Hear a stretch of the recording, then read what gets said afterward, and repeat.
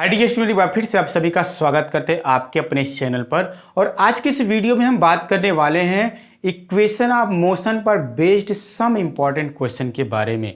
यानी कि यहाँ पर गति के समीकरण से संबंधित कुछ इम्पॉर्टेंट क्वेश्चन, न्यूमेरिकल क्वेश्चन जो कि क्या है एग्जाम में आते रहते हैं और बहुत ही इंपॉर्टेंट होते हैं, और कैसे इसको हम सॉल्व करते हैं। तो देखिए क्या है क्वेश्चन। यहाँ क्या, विरामावस्था से गति प्रारंभ करके एक साइकिल सवार 20 सेकेंड में 4 मीटर प्रति सेकेंड का वेग प्राप्त कर लेता है, तो साइकिल सवार का औसत त्वरण ज्ञात कीजिए। सबसे पहला काम तो आपके पास कौन से समीकरण है, उन समीकरण को आप जान लीजिए। फर्स्ट इक्वेशन आपका क्या है, v equal to u plus a t होता है। सेकेंड इक्वेशन की अगर हम बात करें तो s is equal to u t plus half a t square होता है। और थर्ड इक्वेशन की बात करें तो v square is equal to u square plus 2a होता है। अब यहाँ पे आप सबका मीनिंग भी जान लीजिए। ये आपका v क्या है, अंतिम वेग है, आप ये जानते होंगे, अंतिम वेग या फाइनल वेलोसिटी। u क्या होता है, प्रारंभिक वेग है। फिर आपका a क्या है, त्वरण है या एक समान त्वरण, यहाँ औसत त्वरण के भी नाम से जानते हैं। और t क्या है, समय है। और s क्या है, दूरी है या विस्थापन है यहाँ के लिए। तो इतने सिंबल यहाँ पर हैं, इन पांचों सिंबल का मीनिंग भी आप जान लीजिए। फर्स्ट सेकेंड थर्ड इक्वेशन हो गया। अब इस क्वेश्चन की हम बात करें, विरामावस्था से गति प्रारंभ किया है। तो विरामावस्था से गति प्रारंभ किया तो आप ये समझ लीजिए तुरंत की प्रारंभिक वेग क्या होगा। विरामावस्था का मतलब क्या है, रुका हुआ है वो वस्तु। तो यहाँ क्या है, सबसे पहले हम लोग लिखते हैं दिया है या गिवन दैट। इस गिवन दैट में आपके पास क्या क्या इन्फॉर्मेशन, पहले विरामावस्था से गति प्रारंभ किया तो यूज इक्वल टू 0 लिख दीजिए। फिर आपके पास क्या इन्फॉर्मेशन है, 20 सेकेंड की बात किया है तो टाइम लिख दीजिए 20 सेकेंड, ये हो गया आपका। और फिर 4 मीटर पर सेकंड का वेग प्राप्त कर लेता है। वेग प्राप्त पहले कितना था, 0 था, लेकिन अब क्या है, v इक्वल टू लिखेंगे फाइनल वेलोसिटी, वो कितना है, 4 मीटर पर सेकंड है। तो साइकिल सवार का औसत त्वरण ज्ञात कीजिए, a is equal to question mark. अब देखिए आपका a u t v में ऐसा कौन सा इक्वेशन यहाँ अप्लाई हो सकता है। फर्स्ट सेकेंड थर्ड में से कौन अप्लाई होगा, t इसमें ही नहीं, इसमें है लेकिन यस की वजह से नहीं अप्लाई कर पाएंगे। लेकिन फर्स्ट इक्वेशन ऐसा है जिसको आप यहाँ अप्लाई कर सकते हो। सिंस v इक्वल टू क्या होता है, u प्लस ए टी होता है। v की वैल्यू आपके पास कितना है, 4 है। u की वैल्यू है 0 प्लस a की वैल्यू तो आपको कैलकुलेट करना, लेकिन t की वैल्यू क्या है आपके पास 20 है। तो यहाँ पर 4 इज इक्वल टू लिखिएगा तो क्या हो जाएगा, a इंटू 20, और a इक्वल टू जब लिखिएगा तो 4/20 हो जाएगा। 4 से 20 को डिवाइड करेंगे तो 5, यानी 1/5। इसको 5 से 1 को डिवाइड करेंगे तो हो जाएगा 0.2 मीटर पर सेकेंड स्क्वायर। क्योंकि यहाँ पर त्वरण का या एक्सेलरेशन का जो मात्रक होता है, यूनिट होता है, मीटर पर सेकेंड स्क्वायर होता है या साई सिस्टम में। तो आपको क्या लिखना है, 0.2 मीटर पर सेकेंड स्क्वायर आपका यहाँ क्या हो जाएगा, आंसर हो जाएगा। इस तरीके से क्वेश्चन नंबर सेकंड भी आपका क्या कहता है कि एक कार 5 मीटर प्रति सेकंड स्क्वायर की दर से त्वरित होता है, एक्सेलरेट हो रहा है।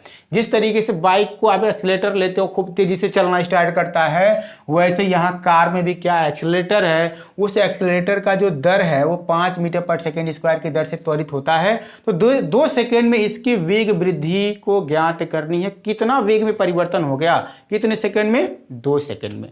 ठीक है, तो इस क्वेश्चन को करने के लिए हमारे पास फार्मूला पहले तो हमारे पास क्या गिवन है वो राइट कर दें। दिया है यहाँ पर सबसे पहला काम क्या चाहिए, एक्सेलरेशन। देखिए यहाँ 5 मीटर पर सेकेंड स्क्वायर, ये क्या हो जाएगा, एक्सेलरेशन हो जाएगा। तो ए इज इक्वल टू लिख दीजिएगा 5 मीटर पर सेकेंड स्क्वायर।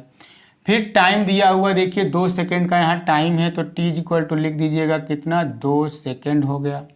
वेग वृद्धि मतलब डेल्टा वी आप लोगों से पूछ लिया, तो इसके लिए क्वेश्चन मार्क।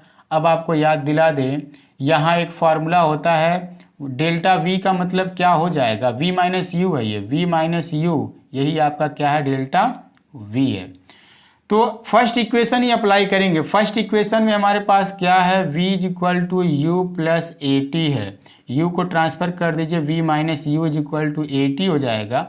ठीक है, और v माइनस यू को डेल्टा v लिख सकते हैं, कितना परिवर्तन हुआ, a की वैल्यू कितना है आपके पास 5 है और t की वैल्यू कितना है 2 है, तो 5 2 जा 10 क्या चीज़ मीटर पर सेकेंड आपका यहाँ का क्या होगा आंसर होगा। यानी 2 सेकेंड में उसके वेग में कितनी की वृद्धि हो जाएगी, 10 मीटर प्रति सेकेंड की वृद्धि हो जाएगी। इस तरीके से आपका ये सेकेंड भी क्वेश्चन क्या होगा सिंप्लीफाई हो जाएगा। अब बढ़ते हैं क्वेश्चन नंबर 3 की ओर। क्वेश्चन नंबर 3 में क्या है, एक वस्तु 10 मीटर पर सेकेंड के वेग से ठीक ऊपर की ओर फेंका जाता है। आप क्या करते हो, जिस तरीके से एक पत्थर को आप आसमान में फेंकते हो एकदम सीधे सीधे ऊपर जाए, तो क्या ऐसा फेंक पाते हो, 100% तो नहीं हो पाएगा। लेकिन यहाँ इस क्वेश्चन में आप क्या करोगे, ऐसा करोगे। कहा है ना एक वस्तु 10 मीटर पर सेकेंड के वेग से ठीक ऊपर की ओर फेंकी जाती है, तो यहाँ पर प्रारंभिक वेग u = 10 मीटर पर सेकेंड है। ठीक है, यही मार्कर है। इस मार्कर को अगर हम सीधे ऊपर फेंकें तो शुरुआत में कोई ना कोई वेलोसिटी से फेंकना ही पड़ेगा। 10 मीटर पर सेकेंड से हमने फेंक दिया, देखिए 10 मीटर पर सेकेंड है।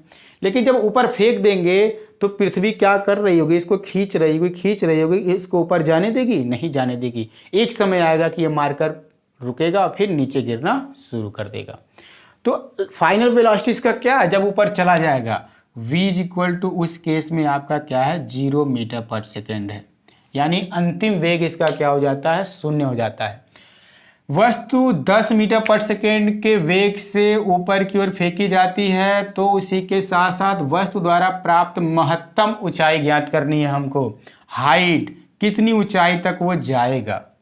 तो ऐसा कोई इक्वेशन है जिसमें टाइम ना हो, देख लीजिए यही है वो जिसमें टाइम नहीं है, थर्ड इक्वेशन। तो थर्ड इक्वेशन के लिए अगर कोई ऑब्जेक्ट आप सीधे ऊपर की तरफ फेंकते हो, एक समय जाएगा कि वो रुक जाएगा। कितनी हाइट तक वो गया, h हाइट तक गया। अगर इनिशियल वेलोसिटी कुछ ना कुछ होगा, लेकिन फाइनल वेलोसिटी कंफर्म वो 0 ही होगा। तो वहाँ के लिए जो इक्वेशन बनता है, थर्ड इक्वेशन का फॉर्मूला वो क्या होता है, देख लीजिए। v की जगह आप 0 रखेंगे, पहले एक बार लिख दीजिए क्या है, v² = u² + 2a s। एक बात और, जब आपका ऑब्जेक्ट या पिंड कोई भी होता है, जब वर्टिकल ऊपर या वर्टिकल यानी ऊपर की ओर या फिर नीचे की ओर मोशन, अप डाउन में मोशन होता है, तो उस केस में a नहीं रह जाता, a बदल जाता है किस में, g के फॉर्म में। और एक खास बात, अगर ऊपर की तरफ गति कर रहा है तो यहाँ g की वैल्यू माइनस का, ऐसे फिलहाल यहाँ कैसा होगा, माइनस का होगा। और अगर ऑब्जेक्ट ऊपर से नीचे आ रहा है तो इसको क्या कहेंगे, प्लस का g कहेंगे। और g है क्या, आप सभी ये जानते होंगे, गुरुत्वीय त्वरण होता है। और गुरुत्वीय त्वरण क्या होता है, यदि कोई वस्तु स्वतंत्रता पूर्वक नीचे की तरफ गिरती है तो उस केस में प्रति सेकेंड इसके वेग में क्या होती है, वृद्धि होती है। उस वस्तु के कितनी होती है, 9.8 मीटर पर सेकेंड की वृद्धि होती है। ये स्टैंडर्ड वैल्यू है, लेकिन इस क्वेश्चन में हमको g की वैल्यू कितना इस्तेमाल करना है, 10 मीटर पर सेकेंड स्क्वायर इस्तेमाल करना है, क्योंकि क्वेश्चन में ये चीज़ दे रखा है, बस हम यहाँ राइट नहीं किए हैं। ठीक है ना। तो चलिए कैलकुलेशन करने के लिए फार्मूले को चेंज करते हैं। v की जगह पे क्या लिखेंगे 0 और u की जगह पर हम क्या लिखने वाले हैं, u ही लिखने वाले हैं, रहने देते हैं अभी। -2g कितनी हाइट के लिए, यस क्या हो जाएगा h, तो चलिए इसको h में कन्वर्ट कर दीजिए। अब ये हो जाएगा आपका u² = 2gh। महत्तम ऊंचाई आपका यही h है, तो h = लिखिएगा u² अपन क्या 2g। ठीक है। u की वैल्यू कितना है, 10 है, तो 10 × 10 राइट कर दीजिएगा क्योंकि स्क्वायर के फॉर्म में है। और g की वैल्यू भी आपको 10 इस्तेमाल करना है, 2 5 जा 10 हो जाएगा। तो यहाँ आपका ओवरऑल वैल्यू आएगा 5 मीटर आंसर। ठीक है, हो गया ना कैलकुलेट। बहुत ही सिंपल था ये क्वेश्चन। अब आगे बढ़ते हैं हम क्वेश्चन नंबर 4 की तरफ। एक पिंड विरामावस्था से स्वतंत्रता पूर्वक गिरता है, यही मार्कर है, नीचे से गिर रहा हो स्वतंत्रता पूर्वक। स्वतंत्रता पूर्वक मतलब इसको फेंक नहीं रहे हैं, ऐसे पकड़ के रखे थे और छोड़ दिए नीचे की तरफ।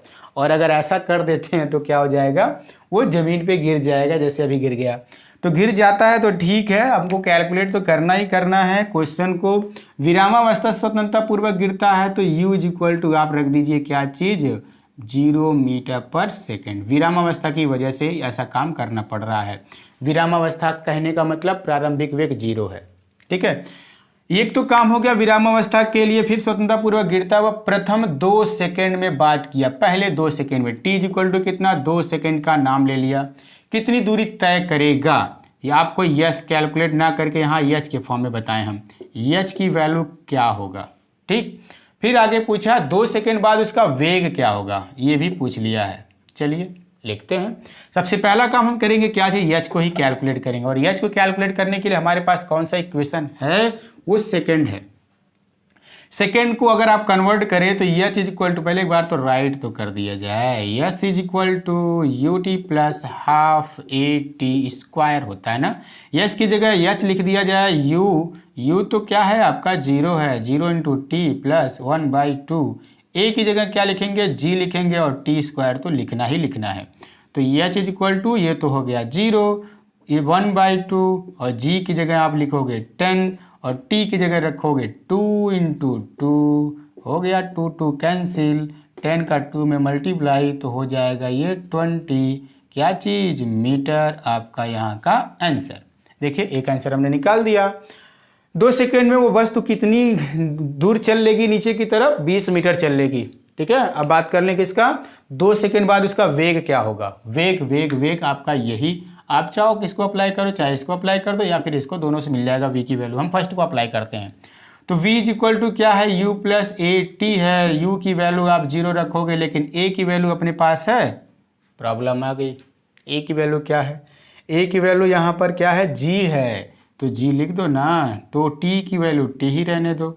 g की वैल्यू अपने पास कितना है 10 है, और t की वैल्यू कितना है 2 है, तो इसको भी लिख दो, 10 इंटू 2 क्या हो जाएगा 20 मीटर पर सेकेंड, हो गया ना आंसर आपका।